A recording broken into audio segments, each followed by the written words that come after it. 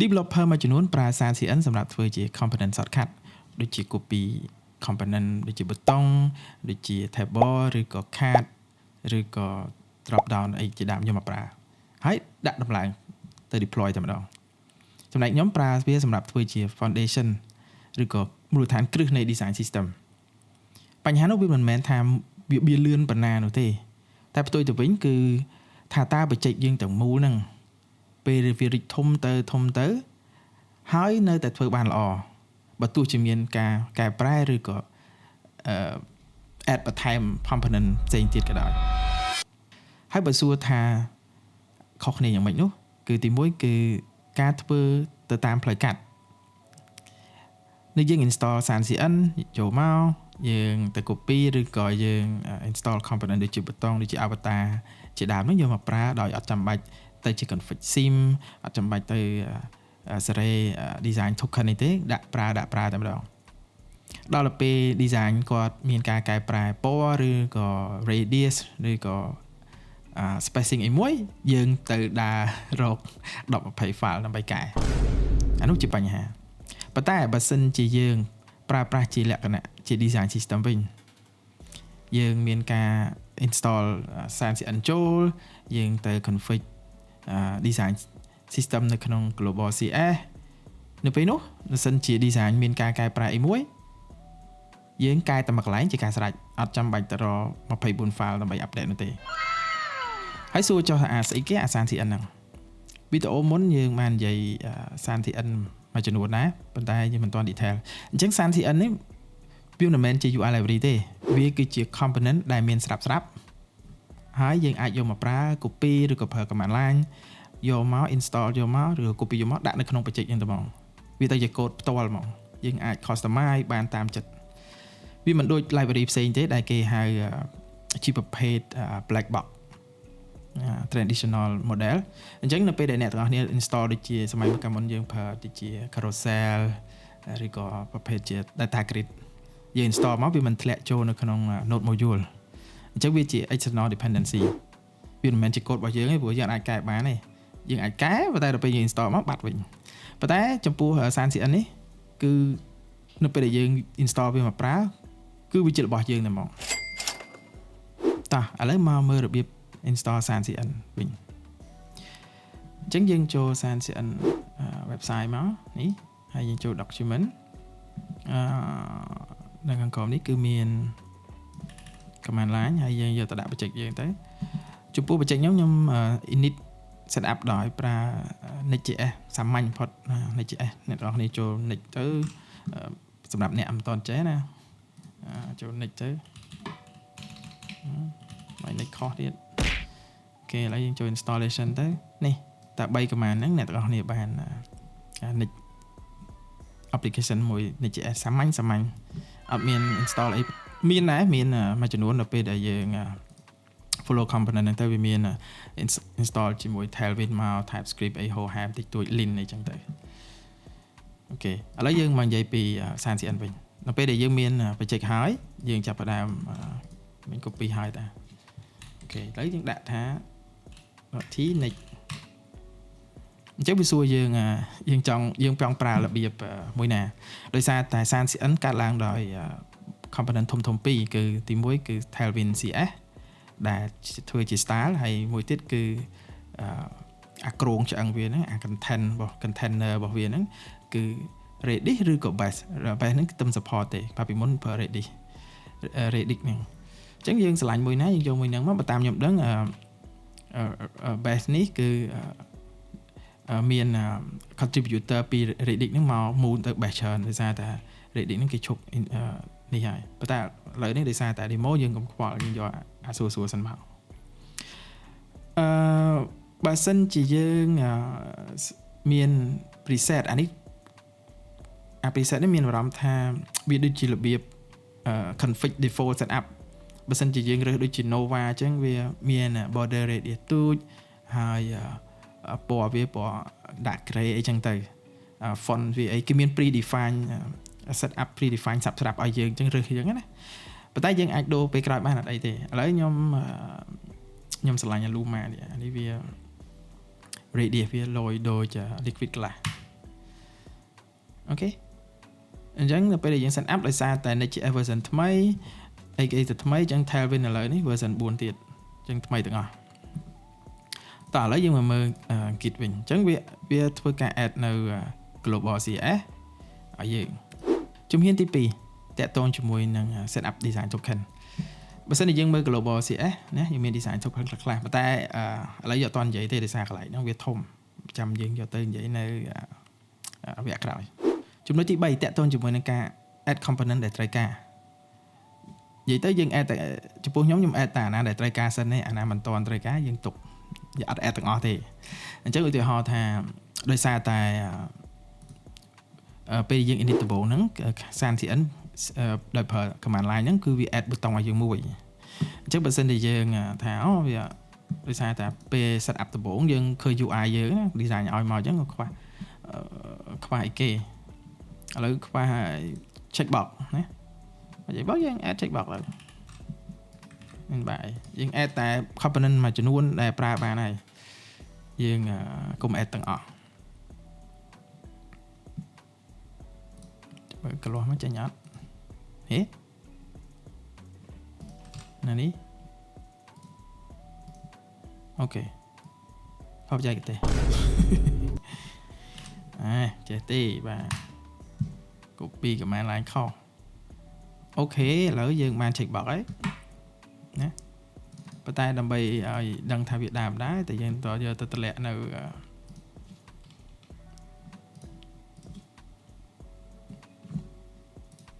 ូខេ check box នេះ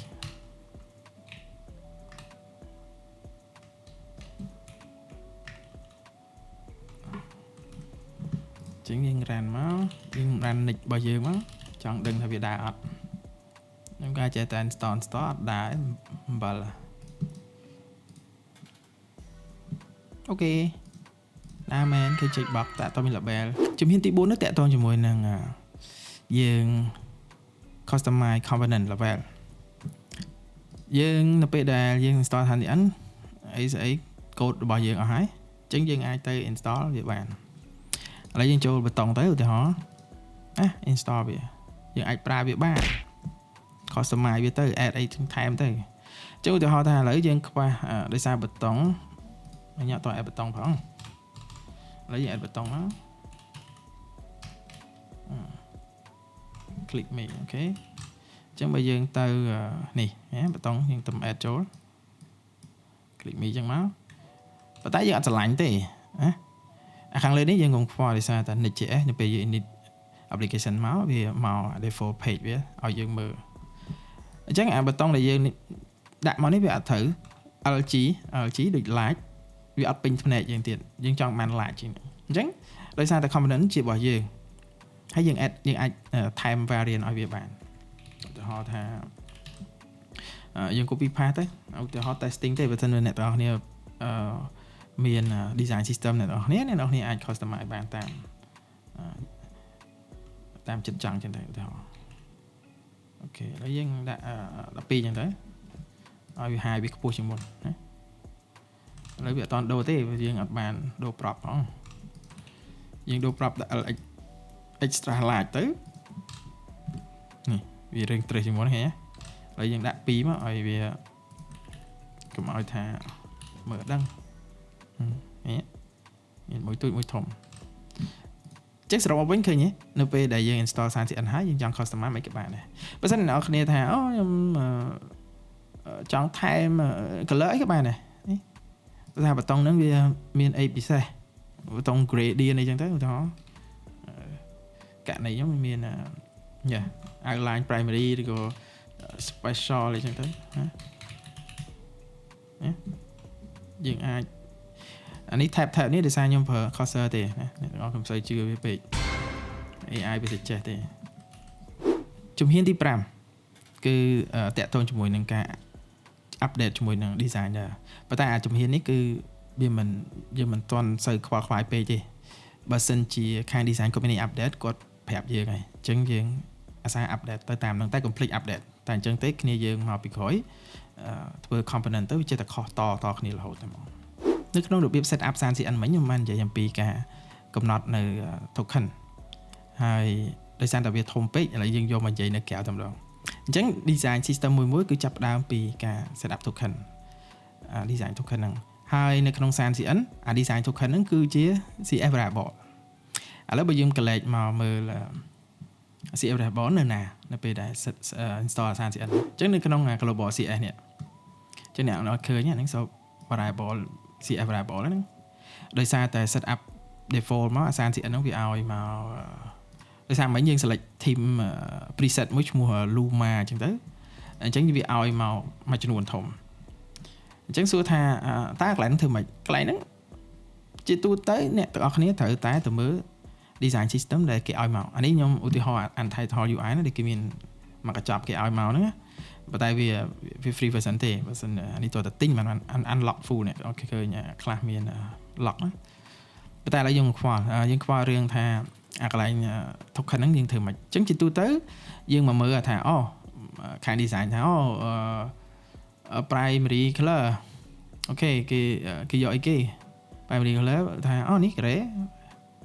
primary color របស់គេហ្នឹង900អញ្ចឹងទៅណាអញ្ចឹងយើងមក select មកយើង copy បើសិនជាទូទៅខ្ញុំធ្វើអញ្ចឹង copy ខ្ញុំមើលមកណានេះបើសិនជាអរិសា hexa ហើយអ្នកទាំងអស់នេះ copy color ហ្នឹងយកមកដាក់នៅក្នុង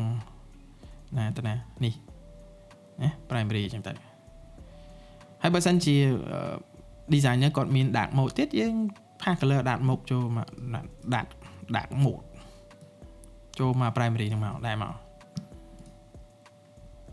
ហើយជាការស្រេចចឹងងាយសម្រាប់ config token ហ្នឹងប៉ុន្តែអ្នកទាំងអស់នេះរៀងហត់តិចសម្រាប់ក្នុងការ extract អ្នកអត់ឃើញcolor នេះវាអត់មាន color ថ្មីរបស់ SAN-CN ហើយនឹង Tailwind ទេcolor ថ្មីនេះឈ្មោះវាស្អីគេ OKLCH នេះអាហ្នឹងទៅចេញក្រោយទៀតឬថា color ប្រភេទហ្នឹងគឺជួយសម្រួលឲ្យពេលវា display ទៅលើ monitor វាកាន់តែបានល្អជាងមុនអញ្ចឹងណាប៉ុន្តែឃើញ fix មកអត់ទាន់មានទេប៉ុន្តែអត់អីទេខ្ញុំឃើញមាន tool មួយចំនួន plug in នៅក្នុង Figma អញ្ចឹងយើងអាច convert color ហ្នឹងយកទៅជា OKLCH ហ្នឹងបាននិយាយទៅមិនជាបញ្ហាទេបញ្ហាគឺសំខាន់អ្នកទាំងអស់គ្នាដឹងថាធ្វើម៉េចដើម្បីយក color ឬក៏ design system យើងយកទៅដាក់នៅក្នុងនោះអញ្ចឹងមិនមែនមានតែ color ទេណាគឺមានអីគេទៀតមាន typography font អក្សរហើយទៅណា font អក្សរនេះចឹងគេមាន font អក្សរចឹងទៅណាSM ប្រហែលណា SM នេះ14ញ៉េ font 14 pixel យើងចុចទៅមើលមកនេះឃើញទេ14 pixel អីចឹងទៅណា16 regular 16ហើយមិនដាក់14ចុចខុសអូខេបែកខ្លួនឯងនេះអញ្ចឹង font យើង set up ទៅតាមនឹងមកបើមានប៉ុន្តែដោយសារតែFigma file នេះlibrary ដែលគេលក់នេះគឺវាត្រូវជាមួយនឹង Tailwind config Tailwind CS អញ្ចឹងscale នៃ typography scale នៃ spacing អីគឺត្រូវគ្នាតែម្ដងនេះអត់ចាំបាច់ទេហ្នឹងស៊ីសងលើ Figma ឬក៏ UX UI design របស់យើងគាត់ឲ្យមកមិនបើគាត់ដឹងមុនទម្លាប់គាត់ប្រើ spacing scale ហ្នឹង spacing scale ហ្នឹងគឺ0 4 8 12អ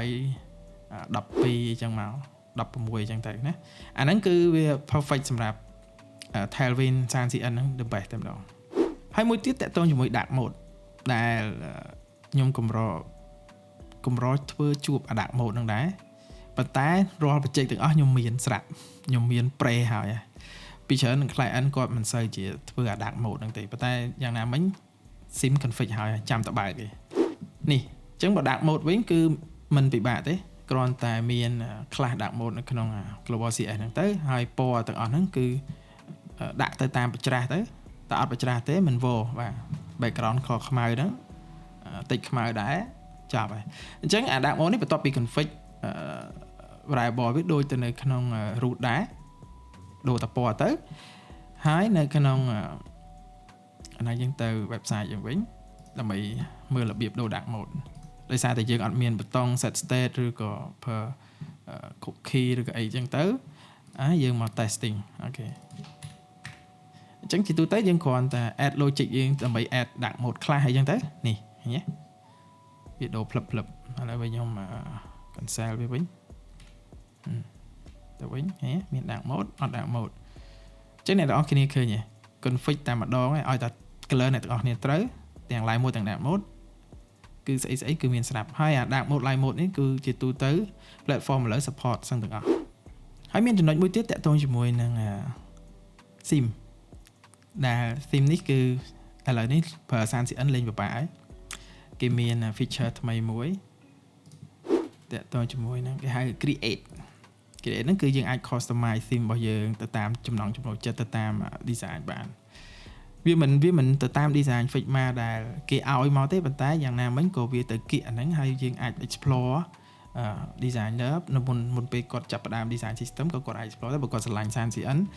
ដូច component របស់គាត់អាចមក explore មើល sim នឹងដូរទៅរាងស្អាតពណ៌យ៉ាងម៉េចបានអញ្ចឹងនៅក្នុង Light Create នេះយើងអាច select ដូចជាប្រភេទpreset ហ្នឹង style ហ្នឹងខ្ញុំដូចយើងយក Luma មកអញ្ចឹងអូខេនៅពេលដែលយើង select មកមានរបស់ជាច្រើនដែលភ្លើបការផ្លាស់ប្ដូរដូចជា font type font family ហ្នឹង padding margin ហើយនិង radius អ្នកអរឃើញ radius ជាមួយលើនេះឃើញរៀងត្រឹសជាងមុនហើយរៀងធំជាងមុនកោងដូច liquid glass ឥឡូវហ្នឹងហើយ padding ក៏រៀងធំជាងមុនដែរអក្សរក៏វាទៅតាមហ្នឹងដែរហើយប៊ូតុងអីគឺមានការកោង pill ប៊ូតុង style គេ pill design ហ្នឹងគឺកោងហ្នឹងអី style មួយចំនួនតាក់ទងជាមួយនឹងអាណាទេជ្រុងនេះ Lira នេះគេជ្រុងបើអ្នកណាចូលចិត្ត style ជ្រុងអីចឹងទៅគាត់ select មកហ្នឹងឧទាហរណ៍យើងយក Luma ហ្នឹងទៅ sim អញ្ចឹងយើងយកឧទាហរណ៍ sim យក blue អានេះប្រភេទជា primary amber ហ្នឹង orange អញ្ចឹងទៅនេះ chat color ហ្នឹងវានៅតាណានេះអញ្ចឹងអ្នកទាំងអស់គេឃើញ Light Create នេះយើងអាចឃើញ component ទាំងអស់តែហ្មងណានេះអ្នក chat ក៏មានដែរចាំយើងដូរchat color ទៅ amber នេះញ៉េចេញមកជូតតែម្ដងវាមាន font វាមាន header font icon ដោយសារតែពេលយើង install library វាមួយ library ណាដែលតាក់ទងជាមួយ icon វានឹង inject icon នឹងចូលឧទាហរណ៍ថា by default ជាទូទៅនៅពេលយើងអត់រើសអីទេវានឹងយក Lucai icon នេះណាចា Lucai icon ហ្នឹងបើសិនជាយើងទៅមើលមិញយើងមាន install checkbox មួយវា install checkbox យើងចូលមក checkbox មកមានប្រើហ៎មានឃើញទេនេះប្រើវាឃើញវាប្រើ Lucai checkbox ហ្នឹងឯងដើម្បី display icon check tick radius យើង select អាហ្នឹងហើយយើងអាច customize បានដោយសារតែយើង select preset ហើយយើងអត់ចង់ដូរអីទេយើងឲ្យវាដូចដើមបន្ទាប់មកពេលចប់ហើយអស់យើងអាច export យកទៅរបៀប export មួយដែលស្រួលហ្នឹងគឺគេ apply យកទៅមកនេះចុចហ្នឹងមក copy command ហ្នឹងហើយដាក់ចូលក្នុង code យើងហើយ apply ទៅជាមួយវាទៅ edit អូខេវាថាវាសួរថាមិញយើងបាន install ប៊ូតុងហើយអីហើយអញ្ចឹងវាត្រូវការ reinstall ឡើងវិញដើម្បី inject ខ្លះដែលយើងបាន select នៅកន្លែង create មិញណានេះយក yes មក enter ពងវាចាប់ផ្ដើម adjust ហ៎អញ្ចឹងគេដូរពណ៌លើបាទដល់បើយើងទៅមើល web app របស់យើងនេះមកហើយអញ្ចឹងលើនេះបោះ nick ទេមកពី default template អញ្ចឹងវាអត់មានដូរអីទេគឺវា override ខ្លះតែនេះរបស់យើងឃើញទេឃើញវាដូរហ៎នៅមាន feature មួយទៀតរបស់ SunCN គឺគេហៅ block ហ្នឹងដូចជា component ដែលគេនិយមប្រើប្រាស់ដែលគេ build ឲ្យស្អាតដូចជា sidebar ដែលខ្ញុំបង្ហាញក្នុងវីដេអូមុនទាក់ទងមួយ sidebar sign up login ឥឡូវមកមើលទៅមកយកស៊ីមកអូខេឥឡូវយើងទៅមើល home នេះ block អញ្ចឹងសប្តាហ៍ហ្នឹង block ហ្នឹងមាន4ប្រភេទ4នេះ3ឯង sidebar login sign up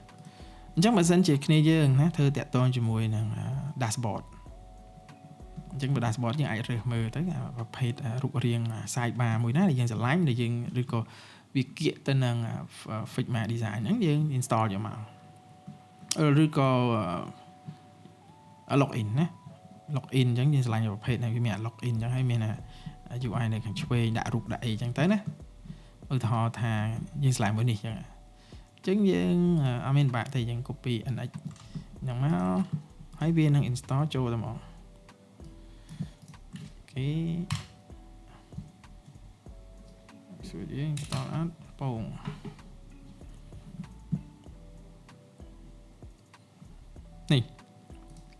នេះណាអូខេអញ្ចឹងយើង install តែ login form ទេប៉ុន្តែ